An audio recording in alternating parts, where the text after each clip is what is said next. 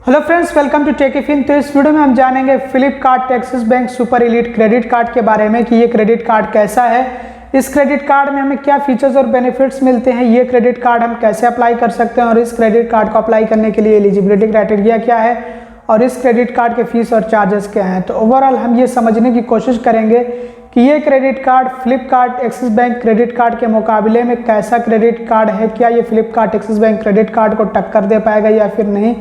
तो आइए इसको समझने के लिए अब हम जानते हैं इस क्रेडिट कार्ड के बारे में। सबसे पहले हम शुरुआत करेंगे इस क्रेडिट कार्ड के फीचर्स और बेनिफिट्स से। तो सबसे पहले हम जानते हैं इस क्रेडिट कार्ड के वेलकम बेनिफिट्स के बारे में, जो आपको कार्ड मिलने के साथ ही मिलने लग जाते हैं।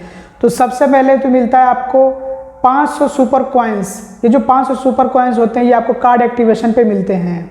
इसके अलावा आपको 2 महीने के लिए यूट्यूब प्रीमियम की ट्रायल मेंबरशिप दी जाती है और 3 महीने का आपको गाना प्लस का ट्रायल सब्सक्रिप्शन मिलता है। इसके अलावा आपको 1 साल की लेंस कार्ड गोल्ड की मेंबरशिप मिलती है। इसके अलावा आपको एक्स्ट्रा 500 रुपये का ऑफ मिलता है मिंत्रा पे सेलेक्ट स्टाइल्स पे, और ये ऑफ पाने के लिए आपको 2,999 रुपये से ऊपर का ट्रांजैक्शन करना होगा, यानी कि 3,000 का ट्रांजैक्शन कम से कम करना होगा, तब आपको ये जो ऑफ मिलेगा मिंत्रा पे, और आपको मैक्सिमम 3 ट्रांजैक्शंस पे ऑफ मिलेगा।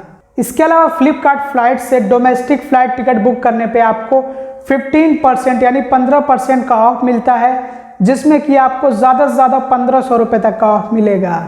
और अब बात कर लेते हैं इस क्रेडिट कार्ड के खास फीचर्स के बारे में, जिसके लिए ये क्रेडिट कार्ड जाना जाता है, जिसके लिए ये क्रेडिट कार्ड पॉपुलर है। तो जैसा कि आप लोग जानते हैं कि फ्लिपकार्ट भी अपनी मेंबरशिप देता है, तो जिसको फ्लिपकार्ट प्लस मेंबरशिप कहते हैं। तो जो फ्लिपकार्ट प्लस मेंबरशिप वाले हैं, मतलब जो फ्लिपकार्ट प्लस मेंबर्स हैं, अगर वो इस क्रेडिट कार्ड का इस्तेमाल करके फ्लिपकार्ट से शॉपिंग करते हैं, फ्लिपकार्ट पे ट्रांजैक्शंस करते हैं, तो हर 100 रुपये खर्च होने पे मिलते हैं 12 सुपर कॉइन्स। और जिन्होंने फ्लिपकार्ट की मेंबरशिप नहीं ले रखी है, मतलब जो नॉन प्लस मेंबर्स हैं, उनको हर 100 रुपये खर्च होने पे अगर फ्लिपकार्ट से शॉपिंग करते हैं, फ्लिपकार्ट पे ट्रांजैक्शंस करते हैं इस क्रेडिट कार्ड का इस्तेमाल करके, तो हर 100 रुपये खर्च होने पे आधे सुपर कॉइन्स मिलेंगे, मतलब कि हर 100 रुपये खर्च होने पे 6 सुपर कॉइन्स मिलेंगे। और बाकी इस क्रेडिट कार्ड से जितने ट्रांजैक्शंस होंगे फ्लिपकार्ट को छोड़ करके कहीं पे भी आप ट्रांजैक्शन करें इस क्रेडिट कार्ड से, तो हर ट्रांजैक्शन पे आपको 2 सुपर कॉइन्स मिलेंगे। जो लोग फ्लिपकार्ट का इस्तेमाल करते हैं, फ्लिपकार्ट से शॉपिंग वगैरह करते हैं, उनको सुपर कॉइन्स के बारे में जानकारी देने की ज़रूरत नहीं है। ये समझ लीजिए कि एक तरह से आपको फ्लिपकार्ट की तरफ से रिवॉर्ड्स मिलते हैं, जिनका आप इस्तेमाल कर सकते हैं। जब आप शॉपिंग वगैरह कर रहे हैं तो आप जो अपने सुपर कॉइन्स का इस्तेमाल करेंगे, तो उससे आपको जो है डिस्काउंट मिल जाएगा, ऑफ मिल जाएगा, तो उससे आपकी बचत होगी। इसके अलावा आप सुपर कॉइन्स का इस्तेमाल कर सकते हैं, जैसे वाउचर्स वगैरह आपको लेने हो तो आप ले सकते हैं। वाउचर्स मतलब कि वही आपको छूट मिल जाएगी। और इसके अलावा आपको जो है अगर रिचार्जेस वगैरह करने हो तो आप जो है अपने 100% सुपर कॉइन का इस्तेमाल करके रिचार्ज कर सकते हैं। तो ये फ़ायदा होता है सुपर कॉइन का, और आगे आपको बताने वाला हूँ कि इस सुपर कॉइन से सबसे बड़ा फ़ायदा किसको होता है। और अब बात कर लेते हैं कि इस क्रेडिट कार्ड को हम कैसे अप्लाई कर सकते हैं। तो इस क्रेडिट कार्ड को अप्लाई करने के लिए मैंने आपको डिस्क्रिप्शन में लिंक दे रखा है। हालांकि वो जो लिंक है वो एक्सिस बैंक का क्रेडिट कार्ड अप्लाई करने के लिए, कि आप कोई भी क्रेडिट कार्ड एक्सिस बैंक का अप्लाई कर सकते हैं, तो उसमें जिस भी क्रेडिट कार्ड के लिए आप एलिजिबल होंगे वो आपको कार्ड शो किया जाएगा। वैसे अगर आपको स्पेसिफिकली यही क्रेडिट कार्ड अप्लाई करना हो तो इसके लिए आपको एक्सिस बैंक की वेबसाइट पर विजिट करना होगा।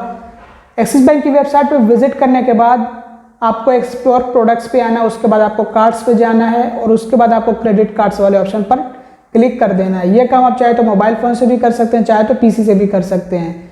और उसके बाद जैसे ही ये पेज ओपन होता है, जहाँ से आपको जो है एक्सिस बैंक के डिफरेंट क्रेडिट कार्ड्स देखने को मिलते हैं, तो आपको स्क्रॉल डाउन करते हुए नीचे आना है और आपको Flipkart Axis Bank super elite credit card देखने को मिलता है, और आपका अप्लाई नाउ का ऑप्शन मिलता है। तो इस पर आपको क्लिक कर देना होता है और बाद में आपको अपनी डिटेल्स वगैरह फिल करनी होती है। सबसे पहले तो आपसे पूछा जाता है कि क्या आप एक्सिस बैंक के एग्जिस्टिंग कस्टमर हैं, मतलब मौजूदा ग्राहक हैं। तो अगर कस्टमर है तो यस कर दीजिएगा, नहीं है तो नो कर दीजिएगा।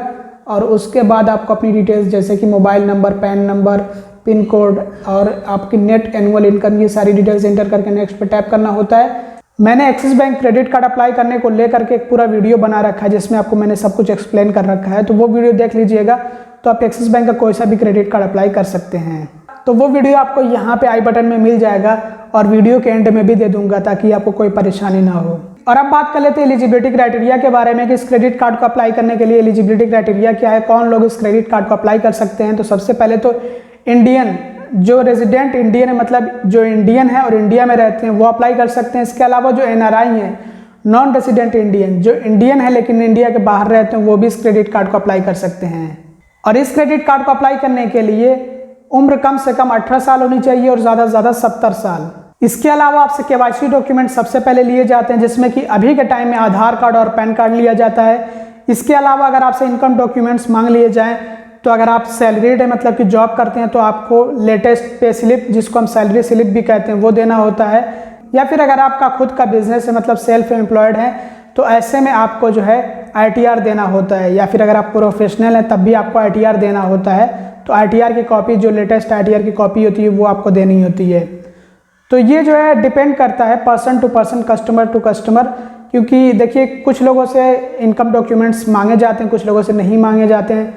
जिनकी क्रेडिट प्रोफाइल बहुत स्ट्रांग होती है उनसे जो है ज़्यादातर केसेस में कोई भी इनकम प्रूफ नहीं मांगा जाता, बिना किसी इनकम प्रूफ के उनको क्रेडिट कार्ड मिल जाता है। जिनकी उतनी स्ट्रांग नहीं होती है तो उनसे जो इनकम प्रूफ मांगा जाता है।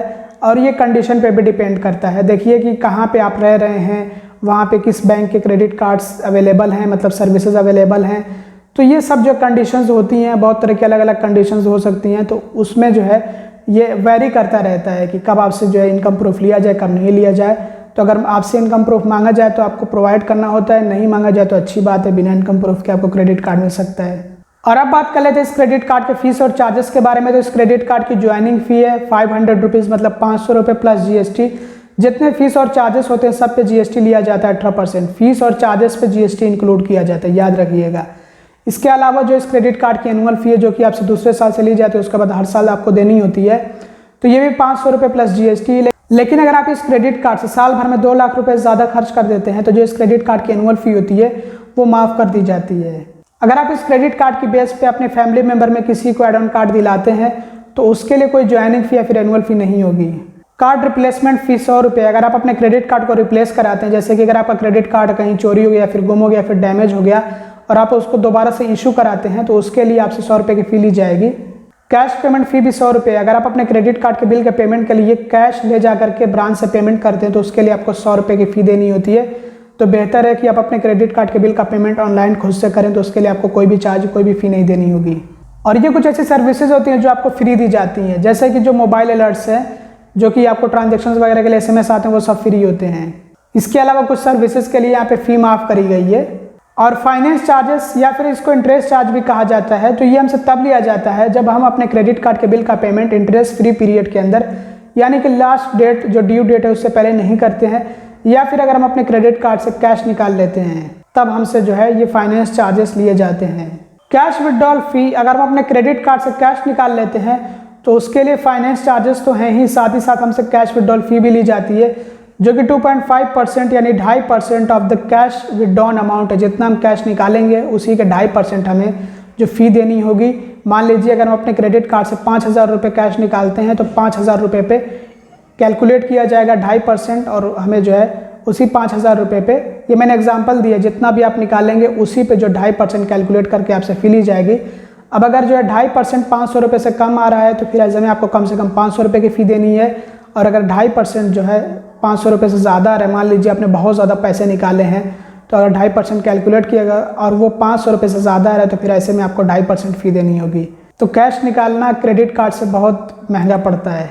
ओवर ड्यू पेनल्टी या फिर लेट पेमेंट फ़ीस, ये डिपेंड करता है कि हमारा जो आउटस्टैंडिंग अमाउंट है, जो स्टेटमेंट बैलेंस है, या फिर हम इसको ये कहें टोटल अमाउंट ड्यू या फिर टोटल पेमेंट ड्यू, जिसका हमने पेमेंट किया नहीं, जो हमने क्रेडिट कार्ड इस्तेमाल किए जितने अमाउंट में, मान लीजिए कि अपने क्रेडिट कार्ड से हमने 50,000 रुपये खर्च किए लेकिन उसका पेमेंट हमने किया नहीं है और जो लास्ट डेट थी, ड्यू डेट थी, वो निकल गई है, अब आपने पेमेंट लेट कर दिया तो उसके लिए मैं लेट पेमेंट फ़ी या फिर इसको आपका ये ओवर ड्यू पेनल्टी देनी ही होगी।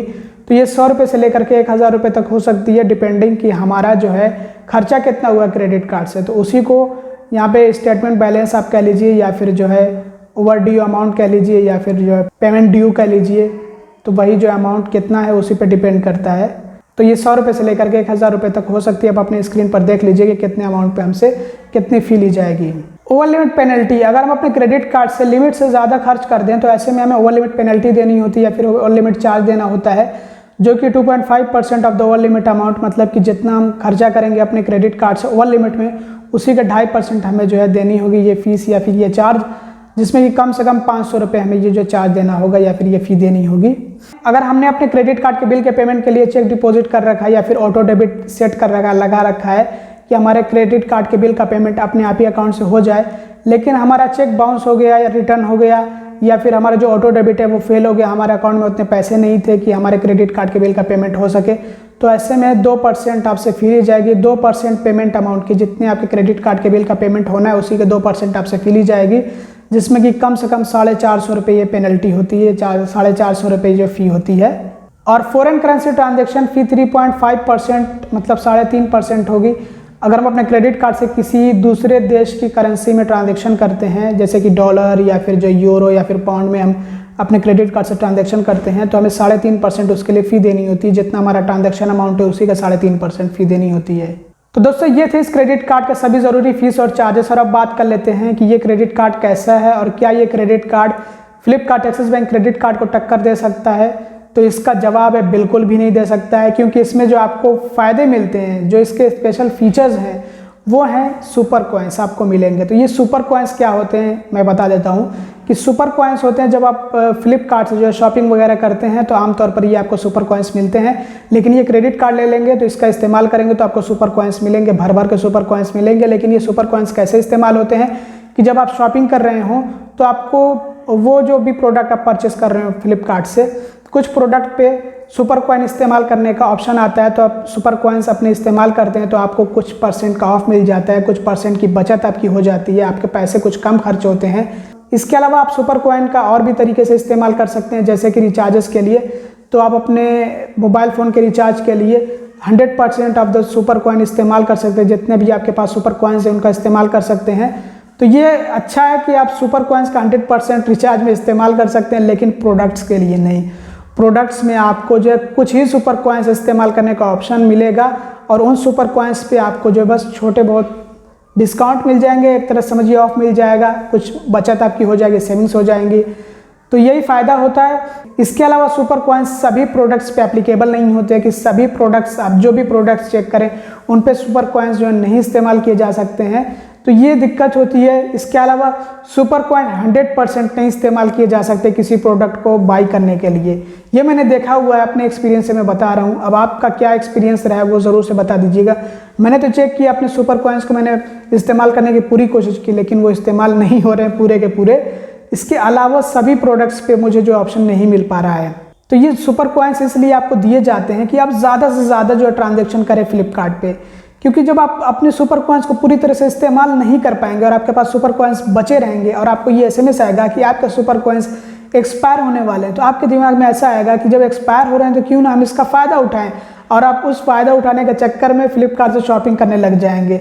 हो सकता है कि आप सुपर कॉइन्स को इस्तेमाल करने के चक्कर में फ्लिपकार्ट से ऐसे भी प्रोडक्ट्स परचेस करें जिन प्रोडक्ट्स की आपको ज़रूरत ही नहीं है, फिर भी आप जो अपने सुपर कॉइन्स को इस्तेमाल करने के चक्कर में फ्लिपकार्ट से शॉपिंग कर रहे हैं। तो ये जो है एक तरह का समझ लीजिए कि जाल है, जिसमें अगर आप फंसेंगे तो बहुत बुरी तरह से फंसेंगे। तो मेरे तो सुपर कॉइन्स कितने एक्सपायर भी हो जाते हैं, मैं नहीं इस्तेमाल करता हूँ। अब उन सुपर कॉइन्स को चंद रुपये बचाने के लिए मैं अपने 100-200 रुपये, 400 रुपये, 500 रुपये क्यों लगाऊँ, मतलब मैं क्यों शॉपिंग करूँ उन सुपर कॉइन्स को इस्तेमाल करने के लिए। तो ये समझ लीजिए कि आपको ऐसे फंसाया जाएगा कि आप जो ये क्रेडिट कार्ड लेंगे तो आपके पास और ज़्यादा सुपर कॉइन्स आएंगे और उन सुपर कॉइन्स का आप 100% इस्तेमाल कर नहीं पाएंगे। तो फिर आप जो है उन सुपर कॉइन्स का जो है किस्तों में, मतलब हल्के हल्के थोड़े थोड़े सुपर कॉइन्स जो इस्तेमाल करते जाएंगे, और आप जैसे जैसे इस्तेमाल करते जाएंगे आपको ऐसा लगेगा कि यार सुपर कॉइन्स से हमारी बचत हो रही है। तो हम जो फ्लिपकार्ट से शॉपिंग करते हैं, हमें जो सुपर कॉइन्स इस्तेमाल करने चाहिए, बहुत अच्छे होते हैं, बहुत हमारे लिए फ़ायदेमंद होते हैं, हमारी इससे बचत होती है। तो आप जो है उन सुपर कॉइन्स को इस्तेमाल करने के चक्कर में और ज़्यादा शॉपिंग करेंगे। और ये जो Flipkart Axis Bank super elite credit card है ना, जिसमें आपको सुपर कॉइन्स मिल रहे हैं, तो इन सुपर कॉइन्स का क्या फ़ायदा है? बस यही फ़ायदा है कि वो फ्लिपकार्ट के अकाउंट में आपके ऐड होते जाएंगे और खूब ज़्यादा होते जाएंगे।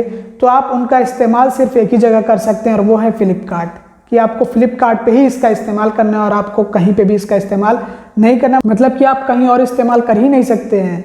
तो घुमा फिरा के फ्लिपकार्ट को जो है और ज़्यादा फ़ायदा पहुंचाने के लिए, मतलब फ्लिपकार्ट से और ज़्यादा शॉपिंग करने के लिए आपको ये सुपर कॉइन्स दिए जा रहे हैं। और क्रेडिट कार्ड भी ये इसी तरह का है कि आप सुपर कॉइन्स लें और ज़्यादा से ज़्यादा शॉपिंग करें फ्लिपकार्ट से।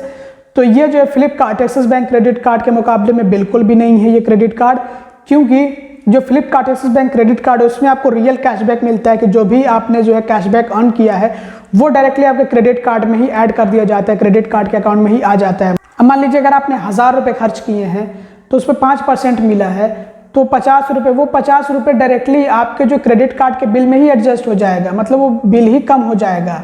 तो वो तो समझिए कि हम रियल कैशबैक इस्तेमाल कर रहे हैं, उसका हम कहीं पे भी इस्तेमाल करें, वो कैशबैक हमें जो है डायरेक्टली मिल रहा है, हमारे अकाउंट में आ रहा है, तो हम अपना क्रेडिट कार्ड कहीं पे भी इस्तेमाल करें उससे हमारे डायरेक्टली फ़ायदा हो रहा है। ऐसा नहीं कि किसी एक प्रोडक्ट या फिर कोई एक ब्रांड पे हम अपना क्रेडिट कार्ड इस्तेमाल करें तो ही हमें फ़ायदा होगा।